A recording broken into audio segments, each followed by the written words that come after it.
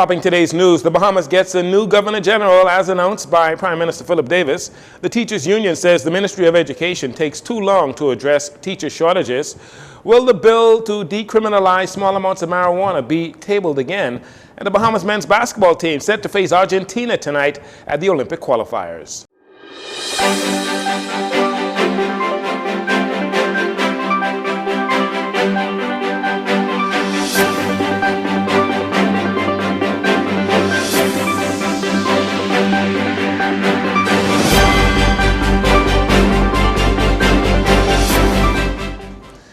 Good evening, Bahamas. I'm Jarino Saunders. This is your JCN Evening News.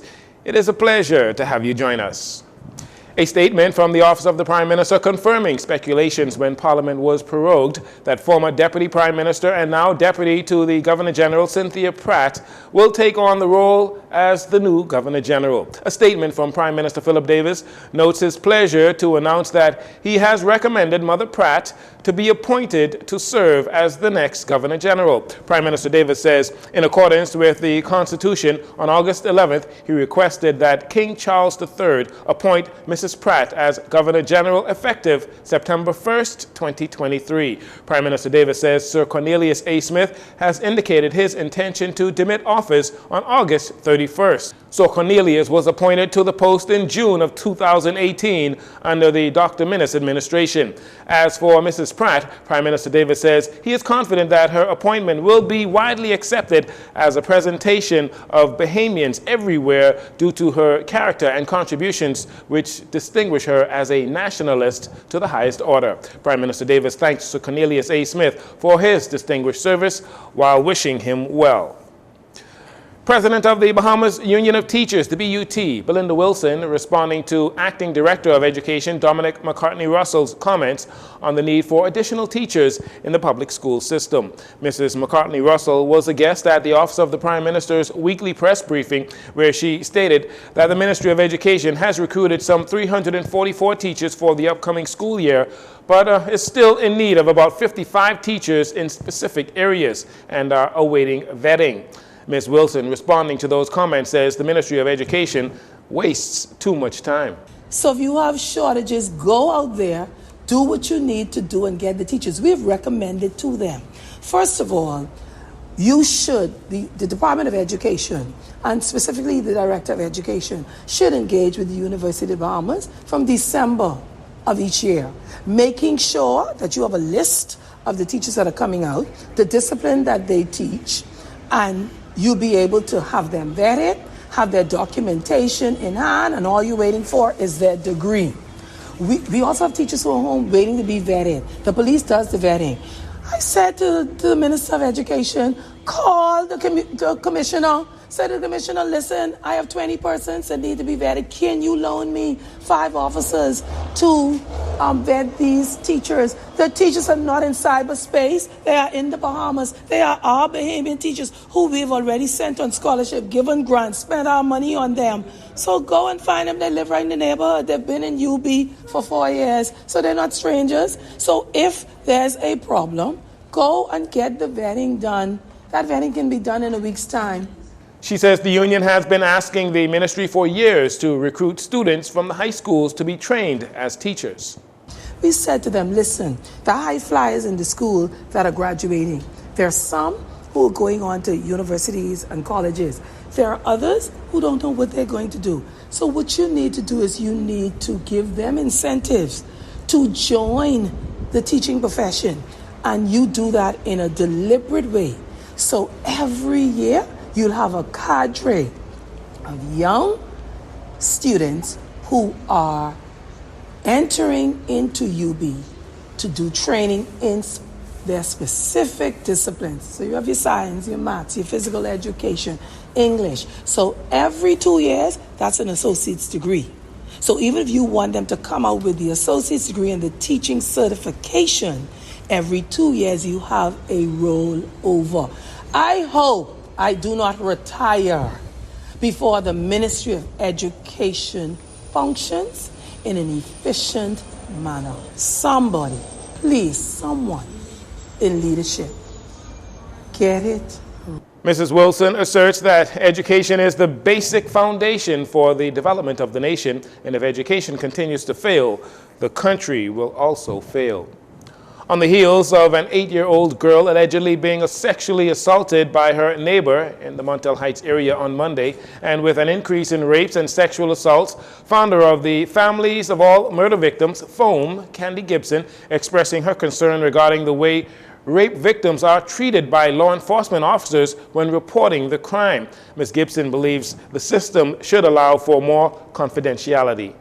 And I want to say this, I had to deal with a rape victim about a few weeks ago, and I'm not impressed at all with the system way of doing it, meaning from the incident would have happened to us having to take the victim in the CID after she would have already, the officer would have already come in, like it would have been like weeks before, and then she didn't get in. She wasn't hearing from the police and so forth. I had to come to the CID, the plexiglass. When the male officer comes and he, how can I help? Oh, I come here for a rape victim. Oh, okay. What's the name? Okay, well, the victim gives the name. He then goes in the back. And then he comes back out again. What's the name again, please? She is a rape victim. That plexiglass should not be there for rape victim. I feel like sexually assaulted victims and rape and incest molestation, I feel like it should be a special code when you come to the police station. If code P, that's personal. So when you hear code P, they automatically pull you in the back. Do bear in mind, when you go into any police station, you might meet a line of people. So the person sitting down waiting to be served, they didn't hear what you come here for. There's no confidentiality. There's no privacy. So which means if I'm waiting to get my chassis check or report an armed robbery or murder, the person know I've been sexually assaulted. I don't like that at all. She is also advocating for officers to show more compassion to rape victims who present themselves at the various community police stations. She calls me back up like about an hour and a half later. When she calls me back an hour and a half later, she asks me, how am I going to get from here? And I said to the police officer, since they need to see you for more information, they'll be glad and kind enough to drop you back to your location.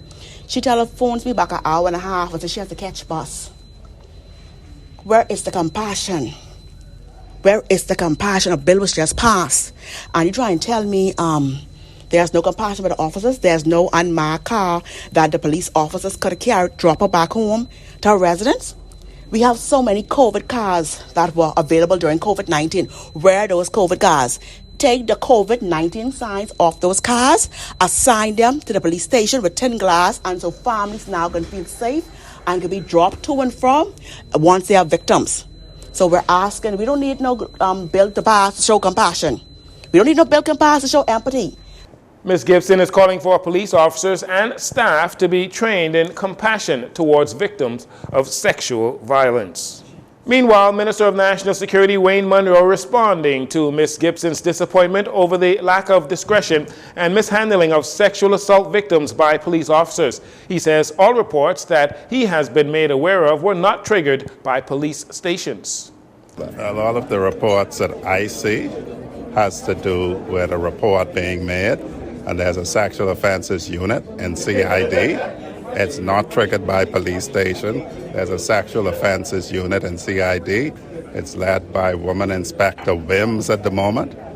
We have sent them all over the world for training on how to interact with sexual offenses victims.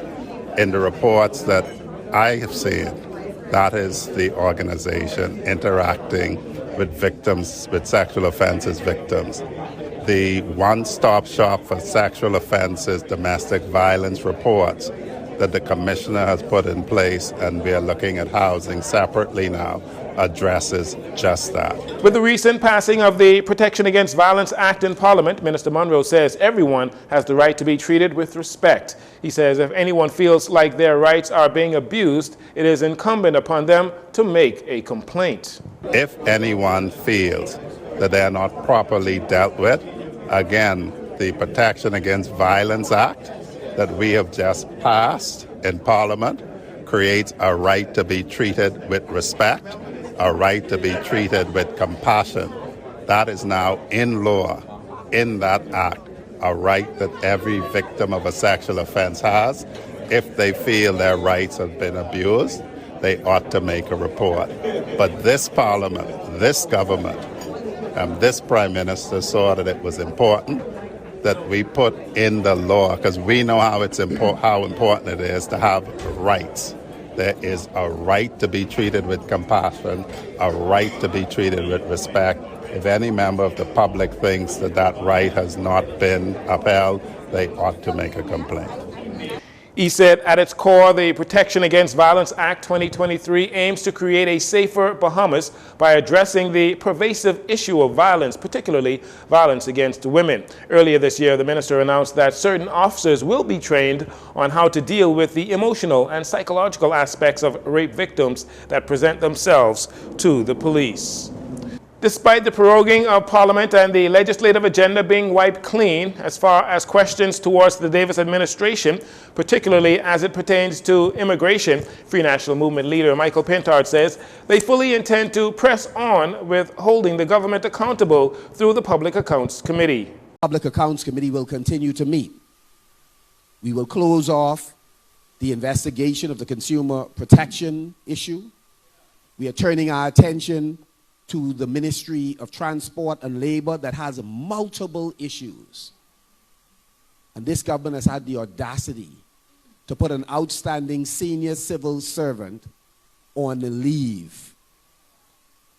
They've done everything to make sure that they are frustrated not to be in that office because they can't seem to get along with a minister who very few people seem to have the capacity to get along with. And public servants, just like in immigration, who do not cooperate with their modus operandi, the way in which they do business that's clearly ultra-virus, contrary to the law, are not welcome. The Public Accounts Committee is supposed to dissolve once Parliament is prorogued. However, according to Mr. Pintard, the committee will continue their investigations.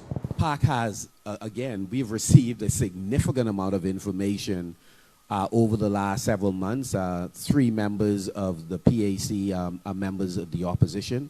We certainly intend to collate the information we're getting to follow significant leads in terms of raising questions on what is the sequence of ministries that we'll be looking at, who are the persons that we need to line up. And so, yeah, we fully expect that our work is going to continue. With respects to the legislative power of the Public Accounts Committee, Mr. Pintard is critical of the government's claims of having passed over 100 pieces of legislation. Mr. Pintard suggests many of the passed legislation were amendments that weakened some laws already on the books. The legislation have often gutted or reduced the effectiveness of legislation that was there before. That's true about the procurement. That's true about the Public Financial Management Act. They are making decisions that seize more authority from other agencies and take it unto themselves. One example is they've sought to weaken the legislature and by extension the Public Accounts Committee ability to have oversight. A second thing that they have done, even just recently, when they introduced the Protection Against Violence bill, is they have the tremendous work that had been done by non-governmental agencies throughout this country for over a decade. This government didn't think it important enough to pause when the principal persons who have led this revolution have said, listen, you are missing some key elements of what we have worked towards. When questioned on the official opposition's criticism of the decision to prorogue Parliament, Deputy Prime Minister Chester Cooper said there is a reason why Mr. Pintard is in opposition, adding that the government would lead as they see fit. And finally, in this segment, in wake of 2 incidents involving taxicab drivers that went viral on social media, one involving a taxicab driver and a local, while the other involving a group of 18 tourists who alleged they were defrauded by a taxi driver, Bahamas Taxicab Union, BTCU President Wesley Ferguson calls for a code of conduct to be outlined by the Ministry of Transport and Housing. Things need to be regulated, and of course, we are still waiting on the Minister of Transport to roll out this new code of conduct, which we believe will give some kind of precedent to the actual conduct of a taxi driver, dress codes and so on and so forth, and have some stipulated penalties for certain infractions within the industry. So when absent of that, it's kind of, iffy. You don't know what to say, what to do, what the outcome of this will be. And sometimes it seems as if there is no recourse to the improprieties that taxi drivers commit on a daily basis in the industry. Mr. Ferguson goes on to explain the incident which went viral on social media involving an argument between a taxi cab driver and a local Bahamian over a parking space supposedly reserved for taxis, with the end result being the taxi cab driver being knocked unconscious in front of tourists. We did some investigation on it, and of course, if you watch the video clearly, the taxi driver was the instigator. He basically escalated that situation to where it ended up, with him being knocked unconscious. That could have been avoided. He did not have to, be so aggressive and antagonize the young gentleman. But these are some of the things that, I think it was over a parking spot that was supposed to be allocated for taxi drivers operating from Hawaii. But it still does not give the taxi driver the rights to escalate that into a criminal act.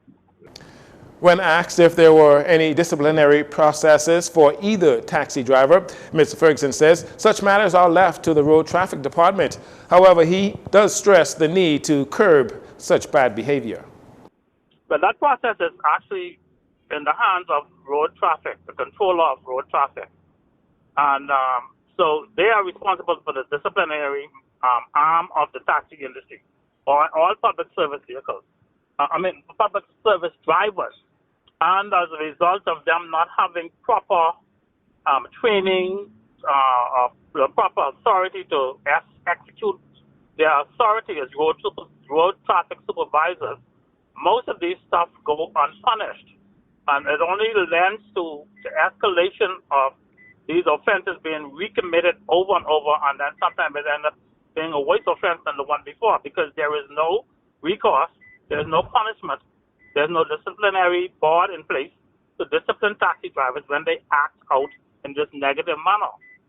In May this year, the Taxi Cab Union, the Ministry of Transport, and the Bahamas Hotel Tourism Association joined together for the collaboration of a taxi industry service program that would help to improve the standard of service in the taxi industry. There is apparently still much work to be done. We'll take a break here. We'll be right back after these commercials.